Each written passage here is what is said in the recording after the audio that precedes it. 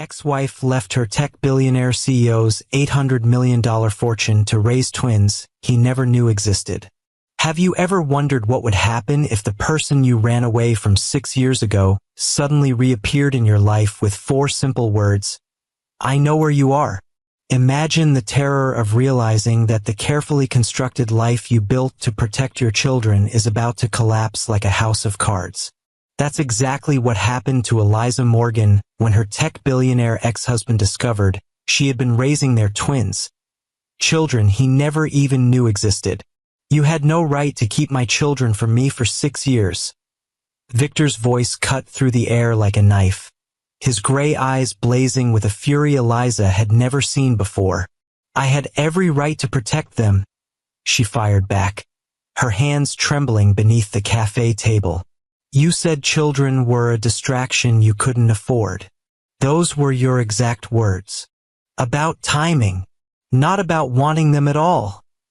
He exploded, slamming his palm on the table, causing nearby patrons to turn and stare. What would you do if you discovered someone had kept your children secret from you for 6 years? Or what if you believed you were protecting those children from rejection? This impossible situation forces us to ask, when does protection become deception? And when does anger give way to understanding? If this moral dilemma intrigues you, hit that like button and join me for this extraordinary story of secrets, sacrifice, and the $800 million fortune that could either tear a family apart or finally make it whole. Eliza Morgan's heart pounded as she stared at the email that had just arrived in her inbox. After 6 years of careful anonymity, of building a life far from the reach of her ex-husband, the message was simple but devastating. I know where you are. We need to talk. Victor. Her hands trembled as she closed her laptop. Victor Blackwood, tech visionary and founder of Horizon Innovations, had finally found her, and by extension, the twins he never knew existed. Mommy, look what I made. A small voice interrupted her thoughts as Emma bounded into the kitchen, her brother Ethan following closely behind. At 6 years old, the twins were mirror images with the same piercing gray eyes, Victor's eyes, though they had never met their father. That's beautiful, sweetheart, Eliza managed, forcing a smile as she examined Emma's drawing of what appeared to be their small family. Just the 3 of them, as it had always been. Why don't you 2 finish your snacks? We need to leave for swimming lessons soon. As the children settled at the table, Eliza's mind raced with implications. Their carefully constructed life in this quiet coastal town was about to unravel. The modest consulting business she had built, the small house with the garden the twins loved, the normal childhood she had fought to give them. All of it threatened by Victor's discovery. 7 years earlier, Eliza had been a rising star in the tech world, brilliant, ambitious, and fearless. She had caught Victor's attention at an industry conference where she challenged his presentation with questions no one else dared to ask. Most people just nod and smile when I speak, Victor had said afterward, approaching her with 2 glasses of champagne. You're either incredibly brave or incredibly foolish. Eliza had taken the offered glass with a confident smile. I've never seen much difference between the 2. Their connection had been immediate and electric, 2 brilliant minds recognizing something rare in each other. Within weeks, Victor had recruited her to his fledgling startup, Horizon Innovations. Within months, they were working side by side, turning his vision into reality.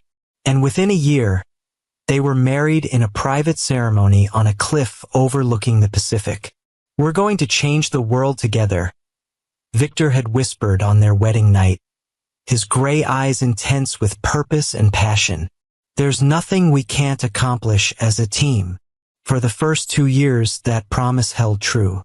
They worked in perfect synchronicity, Eliza's practical engineering genius complementing Victor's visionary ideas.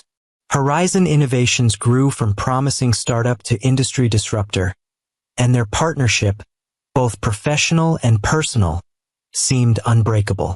But success changed Victor in ways Eliza hadn't anticipated.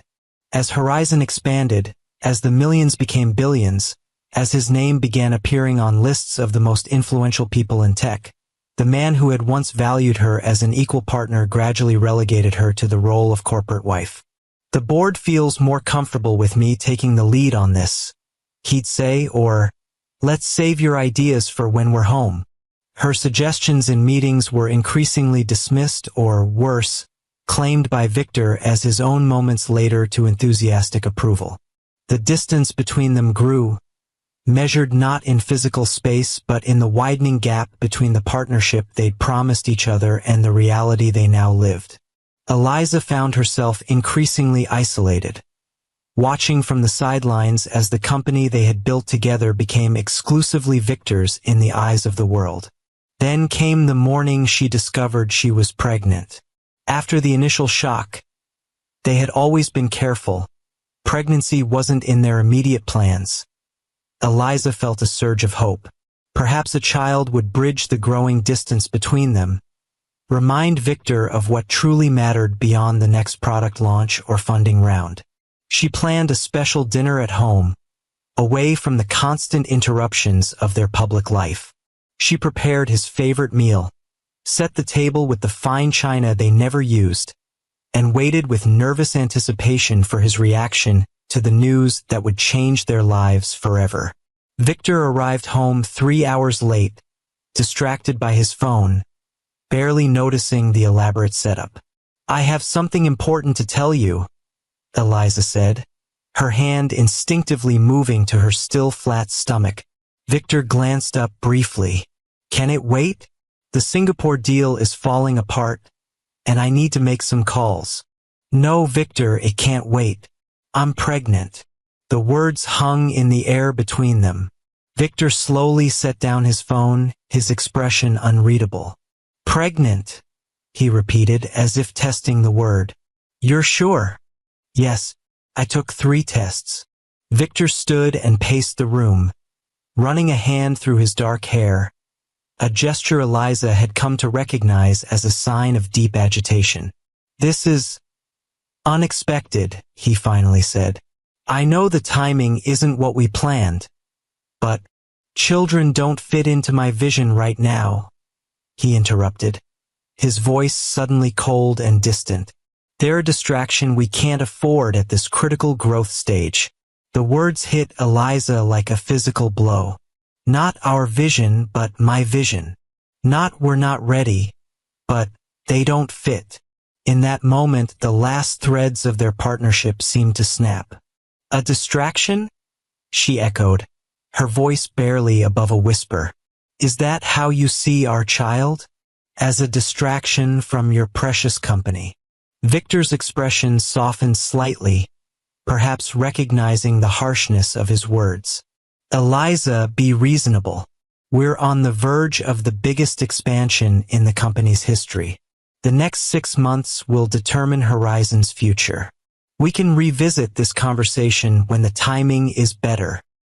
"Revisit the conversation? I'm already pregnant, Victor. This isn't a product launch we can reschedule." "Then we should consider our options," he said carefully. The implication was clear, and it shattered something fundamental in Eliza's understanding of the man she had married. This wasn't just about timing or career or the company. This was about Victor's inability to see anything, even his own child, as more important than his ambition.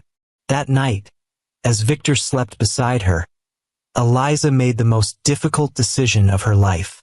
By morning, she had vanished, taking nothing but personal belongings and the embryonic life growing inside her.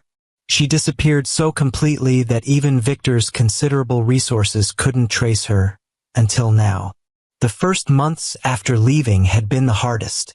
Pregnant and alone, Eliza had moved across the country, using cash and borrowed identities to stay off the grid. She found a small apartment in a coastal town where no one knew the name Blackwood or Horizon Innovations.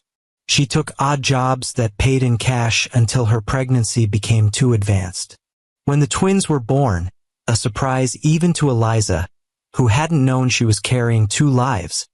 She named them Emma and Ethan, deliberately avoiding any connection to Victor or his family. She created a new identity for herself, using her mother's maiden name. She told neighbors and new acquaintances that she was a widow, her husband having died in an accident before the twins were born.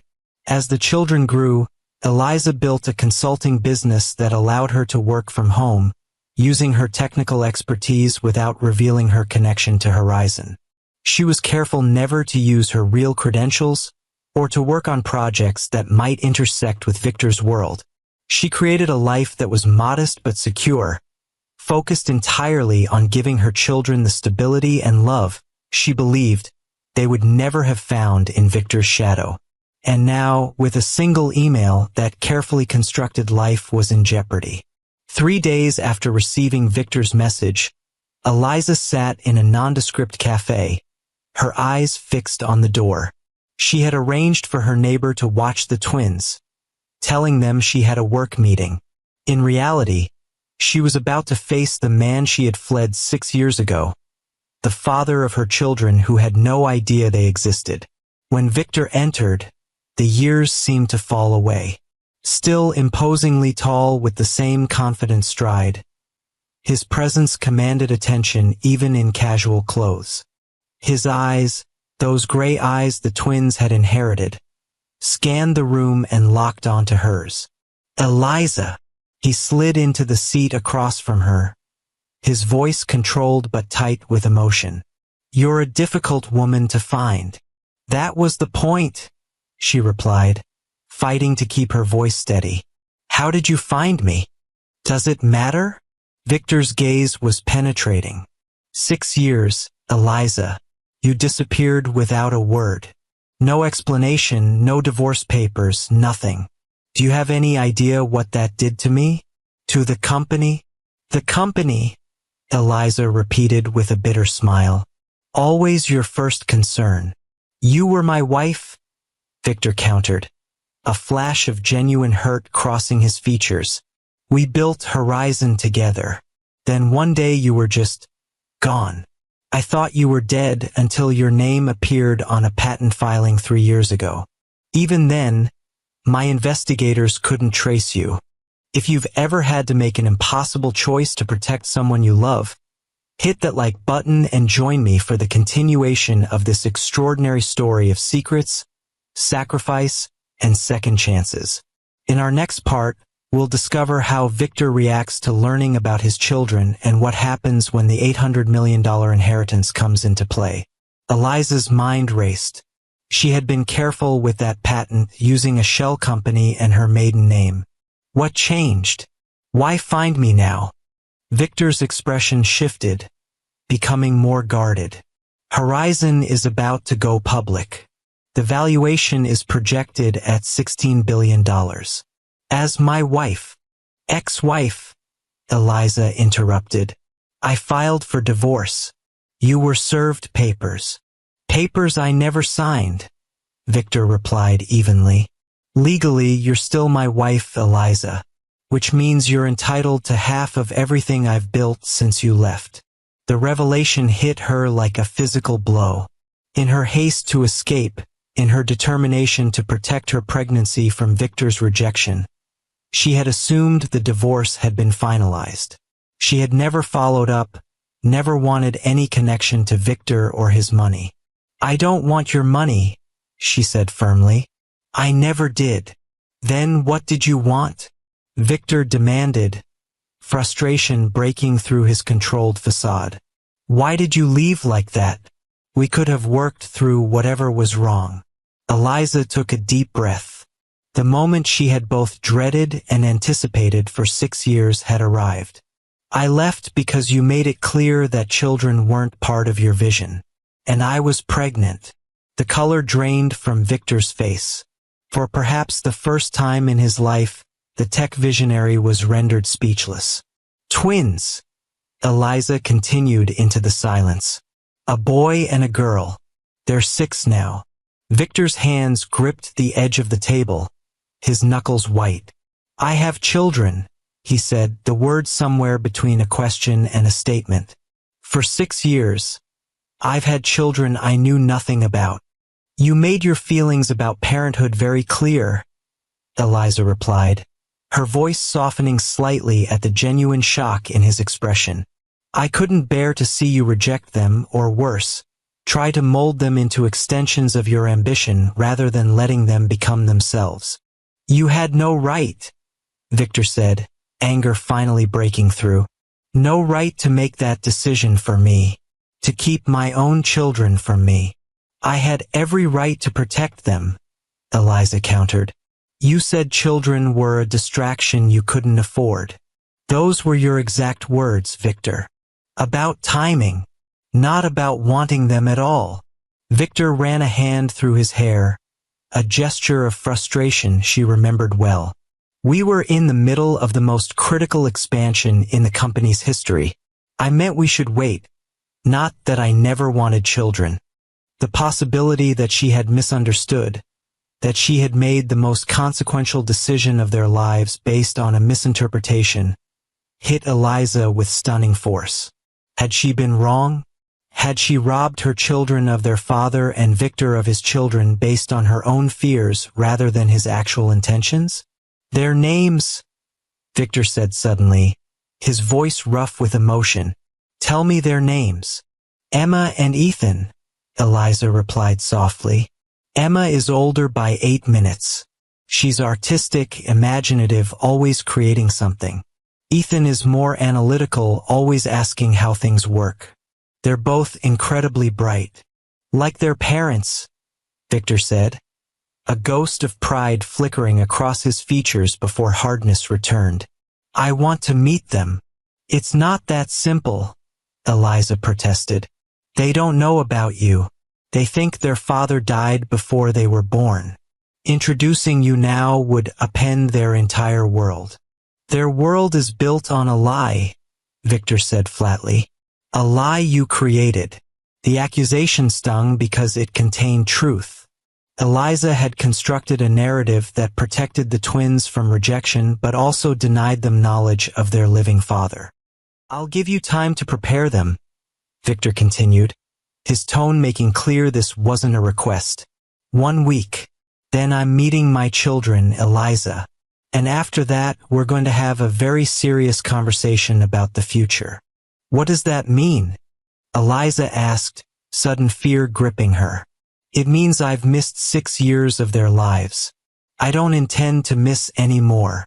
Victor stood, towering over the table. And it means that $800 million of my fortune legally belongs to you as my wife. Money you claim not to want. Perhaps we can find an arrangement that serves everyone's interests. As he turned to leave, Eliza called after him. Victor, they're children, not corporate assets to be negotiated over. He paused, looking back with an expression she couldn't quite read. They're my children too, Eliza. Something you never gave me the chance to accept or reject. Don't presume to know what kind of father I would have been. With that, he was gone, leaving Eliza alone with the realization that the carefully constructed life she had built for her children was about to transform in ways she couldn't control. If you believe that sometimes the hardest decisions come from the purest intentions, make sure to hit that subscribe button to hear more stories that challenge our understanding of right and wrong. The week that followed was the most difficult of Eliza's life since those first months after leaving Victor. How do you tell 6-year-old children that everything they believed about their father was a lie? That the story of his death before their birth, a story that had allowed Eliza to avoid difficult questions and protect them from feeling rejected, was a fiction she had created? She began slowly, introducing the idea through bedtime stories about misunderstandings and second chances. She showed them old photos of Victor she had kept hidden away, telling them about the brilliant man who had helped create the technology they used every day. Is he like a superhero? Emma asked, studying a magazine cover featuring Victor with the headline text Next Titan. No, sweetheart, Eliza replied carefully. He's just a man. A very smart man who works very hard. Does he know about us? Ethan asked, his analytical mind already probing for inconsistencies in this new narrative. Eliza hesitated. He does now, and he wants very much to meet you. But you said Daddy died, Emma said, confusion clouding her features. How can he want to meet us if he died? That's where Mommy made a mistake, Eliza admitted, her throat tight with emotion. Your daddy didn't die. He and I had a disagreement, and I left before I could tell him about you. I thought it was the right thing to do at the time. So Daddy is alive? Emma's eyes widened. And we're going to meet him? Yes, Eliza confirmed, watching their reactions carefully. Next week. Would you like that? The twins exchanged a look, that silent communication they had shared since infancy, before nodding in unison. Will he like us? Ethan asked, the vulnerability in his question breaking Eliza's heart. He will love you, she assured them, praying it was true. How could anyone not love you? The day of the meeting arrived with a clarity that seemed almost cruel in its perfection. The Horizon Innovations headquarters dominated the Seattle skyline, a gleaming monument to Victor Blackwood's vision. As Eliza approached the towering glass structure with Emma and Ethan clutching her hands, she felt as though she were walking into the lion's den. Is this where Daddy works? Emma asked, her gray eyes wide as she took in the imposing building. Yes, sweetheart, Eliza replied, the lie she had maintained for 6 years now unraveling with each step. She had spent the past week gradually introducing the twins to the concept that their father was actually alive, framing it as a misunderstanding rather than a deliberate deception. They were too young to fully grasp the complexities, but their excitement at meeting their father was both heartwarming and terrifying. The private elevator whisked them to the top floor, where Victor's executive assistant waited to escort them to his office. The woman's curious gaze lingered on the twins, their resemblance to her boss unmistakable. He's waiting for you, she said simply, opening the door to a vast corner office with panoramic views of the city. Victor stood as they entered, his imposing figure softening slightly at the sight of the children. For a moment, no one spoke. The twins stared up at the stranger who was their father, while Victor seemed to drink in every detail of their faces. Emma, Ethan, Eliza said gently, this is your father. Emma, always the bolder of the two, stepped forward first. You're very tall, she observed seriously. A smile broke across Victor's face, transforming his features. And you're very observant, he replied, kneeling to their level. I'm very happy to meet you both. Mommy said you couldn't be with us before because you were building important things, Ethan said, his analytical mind seeking to understand. Did you finish building them? Something flickered in Victor's eyes. Pain, regret, or perhaps anger at the explanation Eliza had crafted. But his voice remained gentle. Some things, but I'm realizing there are more important things I should have been building all along. He looked up at Eliza, a silent communication passing between them. This moment was about the children, not their complicated past. Would you like to see something special? Victor asked the twins. When they nodded eagerly, he led them to a table where 2 small packages waited. I made these for you. Inside each box was a sophisticated but child-friendly tablet, clearly custom designed.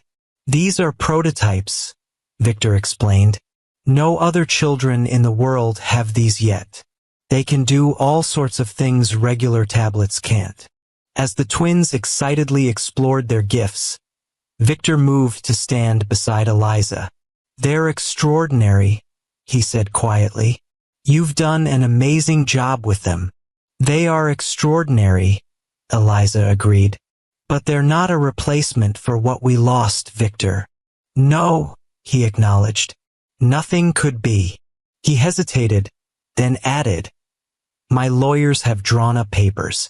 For the divorce, for custody arrangements, for the financial settlement. Eliza tensed. I told you, I don't want your money. $800 million, Eliza, Victor said flatly. That's what you're entitled to under Washington state law. Half of what I've built since we married. Money that could secure our children's future in ways neither of us could have imagined when we were starting out. Money that comes with strings, Eliza countered. I know you, Victor. You never give anything without expecting something in return. Victor's expression hardened slightly. What I expect is to be part of my children's lives. What I expect is for you to stop punishing me for something I never actually did. Reject them. The truth of his words hit home. For 6 years, she had been fighting a ghost. The rejection she had anticipated, but that had never actually occurred. The money is theirs by right, Victor continued. Put in trusts they can access when they're older. What I'm offering is a compromise. I won't fight for full custody, which I could do given that you deliberately concealed them from me. In exchange, I want meaningful time with them. Holidays, weekends, summers. I want to know my children, Eliza. As they spoke, Emma had wandered to the floor-to-ceiling windows, pressing her small hand against the glass as she gazed at the city below. Daddy, can you see our house from here? She called. The word daddy seemed to strike Victor physically. He moved to join her at the window, kneeling beside her. No, sweetheart. Your house is too far away to see from here. Is that why you never visited us before? She asked innocently. Because you couldn't see where we lived? Victor's eyes met Eliza's over their daughter's head. A world of complicated emotions passing between them. Something like that, he said softly. But now that I've found you, distance won't keep us apart anymore. Watching them together, Victor with Emma at the window, Ethan absorbed in the tablet his father had created specifically for him. Eliza felt the walls she had built around their little family beginning to crumble. For 6 years, she had been both mother and father, protector and provider. She had fled with nothing, rebuilt her life from scratch, all to shield her children from a rejection she had convinced herself was inevitable. But looking at Victor now, seeing the wonder in his eyes as he interacted with the children he had just discovered, she was forced to confront an uncomfortable possibility. Perhaps she had been wrong. Perhaps in her determination to protect her children, she had denied them something precious. A father who, despite his flaws, might have embraced them completely. We should go, she said finally. This is a lot for them to process in one day. Victor nodded, though reluctance was clear in his expression. I'd like to see them again tomorrow, perhaps somewhere more casual. The park near your house, maybe. The fact that he knew where they lived was not lost on Eliza, a reminder of the resources at his disposal and how completely her carefully constructed anonymity had been breached. All right, she agreed. But Victor, this has to be about them. Not about us, not about Horizon, not about money or the past. Just about Emma and Ethan. They're all that matters now, he replied. And for the first time in years, Eliza believed him completely. Later that evening, as Eliza tucked the twins into bed, their excitement still palpable after meeting their father, she found herself facing questions she had hoped to avoid for years to come. Why did you tell us Daddy was gone forever if he wasn't? Ethan asked, his logical mind troubled by the inconsistency. Eliza sat on the edge of his bed, choosing her words carefully. Sometimes grown-ups make mistakes because they're trying to protect the people they love. I thought I was protecting you. From what? Emma called from her bed across the room. Daddy seems nice. He made us special tablets. It's complicated, sweetheart, Eliza sighed. Your father and I had problems that had nothing to do with you. I made a choice that I thought was best at the time. Are we going to live with Daddy now? Ethan asked, cutting to the heart of Eliza's fears. No, she assured them quickly. This is our home. But your father wants to spend time with you, to get to know you. And that's a good thing. As she kissed them goodnight and turned out the lights, Eliza was struck by how quickly her carefully constructed world had shifted. For 6 years, she had been the center of the twins' universe, their sole parent and protector. Now Victor had entered that universe, bringing with him not just his presence but his wealth, his power, and his own vision of what their family could be. In her small home office, Eliza opened the envelope Victor had given her before they left. Inside were the legal documents he had mentioned, divorce papers that acknowledged their continued marriage all these years, a proposed custody arrangement that was more generous than she had expected, and financial documents outlining trusts for the twins totaling $800 million. At the bottom of the stack was a handwritten note. This isn't about punishing you or buying my way into their lives. It's about giving them every advantage we never had. They deserve both of us, Eliza. Not just the parts of our story you chose to tell. Tears filled her eyes as the full weight of her actions 6 years ago came into focus. She had fled to protect her unborn children from rejection, convinced that Victor would see them as obstacles to his ambition. Instead, she had become the obstacle, standing between them and a father who, despite his flaws, might have embraced fatherhood as completely as he had embraced every other challenge in his life. Has someone's misunderstanding of your intentions ever led to life-changing consequences? Share your thoughts in the comments below. The next day dawned bright and clear, perfect weather for their planned outing to the park. Eliza had barely slept, her mind racing with implications of Victor's re-entry into their lives. The twins, however, were bursting with excitement, dressed and ready an hour early. Do you think Daddy will push us on the swings? Emma asked, bouncing on her toes as Eliza brushed her hair. I'm sure he will if you ask him, Eliza replied, trying to match her daughter's enthusiasm despite her own anxiety.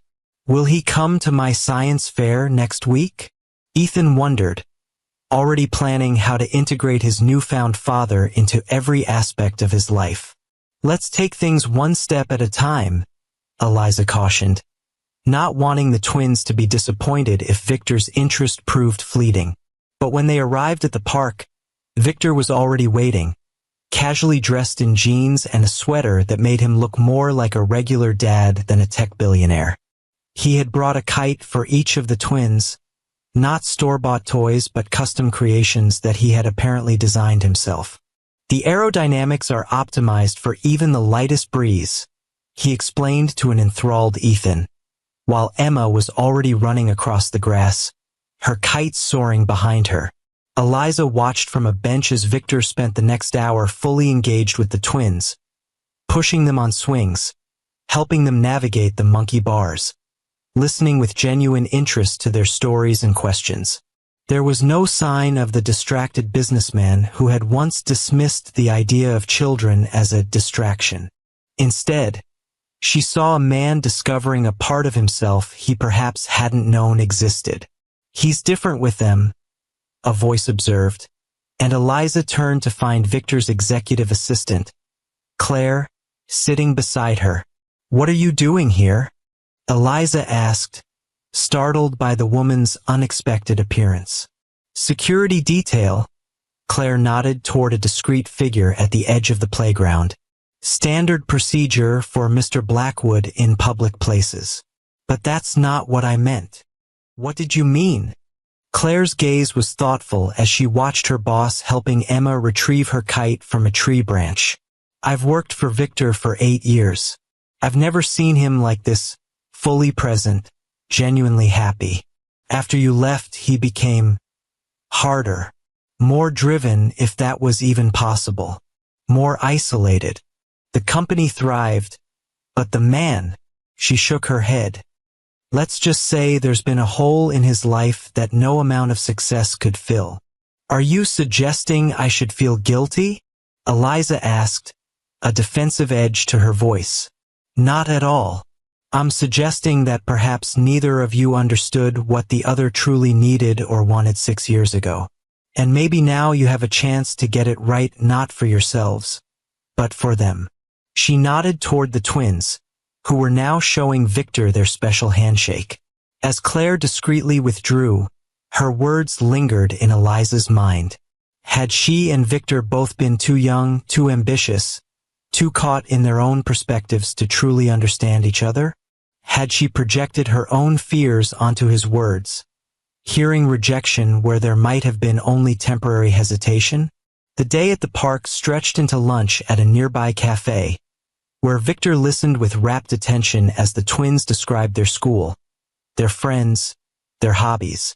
He asked thoughtful questions, remembered details, and seemed genuinely interested in every aspect of their lives.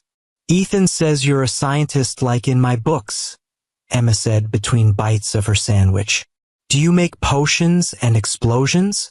Victor laughed a real laugh, something Eliza had rarely heard in their final months together. "Not exactly.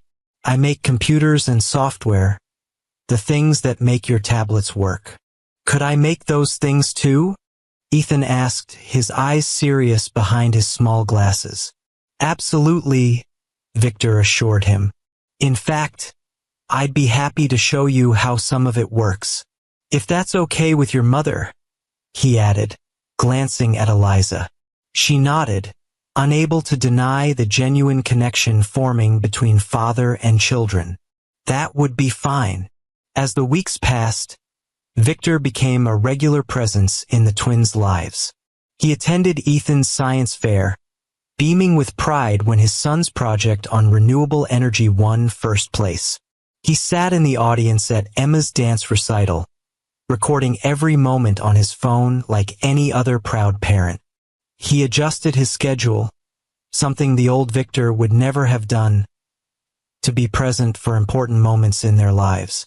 For Eliza, watching this transformation was both heartwarming and painful. The Victor she saw with their children was the man she had fallen in love with years ago. Passionate, engaged, fully present. But his re-entry into their lives also forced her to confront the consequences of her decision to leave. One evening, after the twins were asleep, Victor lingered at her small kitchen table, the custody and financial documents still unsigned between them. "They're thriving, Eliza," he said quietly. "You've done an amazing job raising them." "Thank you," she replied, the compliment both welcome and bittersweet. "They make it easy. They're extraordinary children." "They are." Victor hesitated, then added, "But I can't help wondering who they might have been, who we might have been, if you had stayed, if you had given me the chance to be their father from the beginning." The question hung in the air between them, heavy with 6 years of lost possibilities. "I thought I was protecting them," Eliza said finally. "I heard your words about children being a distraction, and I couldn't bear the thought of them feeling unwanted or secondary to your ambition." "And now?" Victor asked, his gray eyes, so like the twins, searching hers. "Now I see that I might have been wrong," she admitted. "I see how you are with them, how naturally you've stepped into being their father. And I wonder if I robbed all 3 of you of something precious." Victor was quiet for a long moment. "We can't change the past," he said finally, "but we can decide what happens now." He pushed the documents toward her. "I've revised the proposal. The financial trusts for the twins remain the same, $800 million that legally belongs to you but that I agree should secure their future. But I've changed the custody arrangement." Eliza tensed. "Changed how?" "I'm not asking for joint custody anymore," Victor said, surprising her. "I'm asking for the chance to earn it. I want regular time with them, yes, but I understand that you are their primary parent. You've been their whole world for 6 years. I won't disrupt that stability. What are you proposing instead? A gradual integration, regular visits, weekends, perhaps some holidays." As they become more comfortable with me, as you become more comfortable with me in their lives, we can reassess. What matters most is what's best for Emma and Ethan. The reasonableness of his approach, so different from the controlling, all-or-nothing Victor she had known, caught Eliza off guard. And the divorce? That's entirely up to you, he said simply. Legally, we're still married. Practically, we've been apart for 6 years. I'm not pushing for reconciliation, Eliza. I just want to be a father to my children. As she studied his face, older now, with lines of experience that hadn't been there 6 years ago, Eliza realized that they had both changed.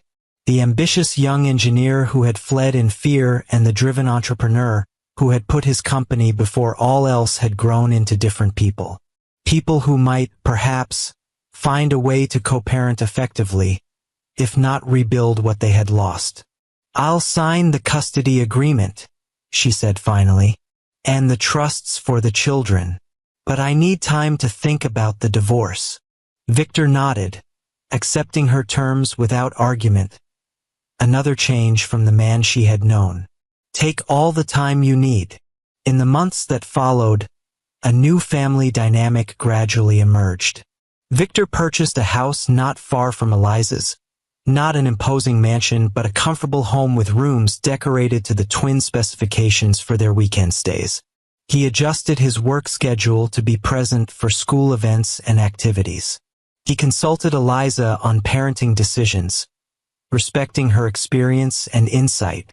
And somewhere along the way, as they navigated this new co-parenting relationship, Eliza and Victor began to rediscover each other, not as the young couple they had been, but as the mature adults they had become. Conversations about the twins' education evolved into discussions about their own dreams and regrets.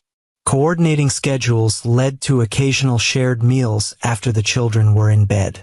The walls of resentment and misunderstanding began to crumble, replaced by a tentative friendship built on their shared love for Emma and Ethan. One evening, nearly a year after Victor had re-entered their lives, he and Eliza sat on the porch of her small house, watching the twins play in the twilight garden. I never signed those divorce papers, Eliza said quietly. Victor glanced at her, surprise evident in his expression. I know.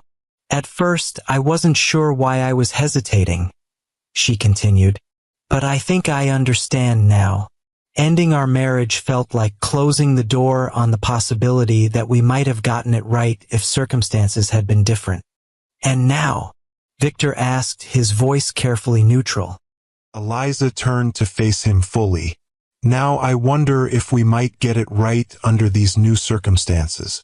Not as the people we were, but as the people we've become. Victor was silent for a long moment, his gaze returning to the twins. I've learned something important this past year, he said finally. The most valuable things in life aren't the ones you can buy or build or achieve. They're the connections you form, the love you give and receive. He reached for her hand, his touch tentative. I don't know if we can rebuild what we had, Eliza. Too much has happened. Too much time has passed.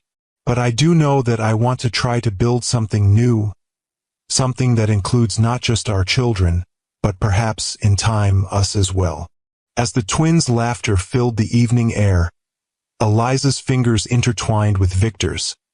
A small gesture of possibility, of forgiveness, of hope. The $800 million fortune that had initially seemed like a bargaining chip, a way for Victor to buy his way into his children's lives, had transformed into something else entirely. A symbol of the legacy they would leave their children, not just financial security, but the example of two people who had found their way back to understanding, if not to the love they had once shared. The greatest inheritance, after all, wasn't the fortune that would secure the twins' future. It was the chance to grow up knowing both halves of their story, both sides of their heritage. The mother who had protected them fiercely and the father who, when finally given the chance, had opened his heart to the children he never knew existed. And perhaps, most importantly, It was witnessing two people who had been broken by misunderstanding find their way to forgiveness and a new beginning. If this story of redemption and forgiveness touched your heart, please like, share, and subscribe to Timeless Love Tales with Mr. Harrison for more stories that remind us what truly matters in life. Remember, sometimes the greatest wealth isn't measured in dollars but in the courage to admit when we're wrong and the strength to begin again.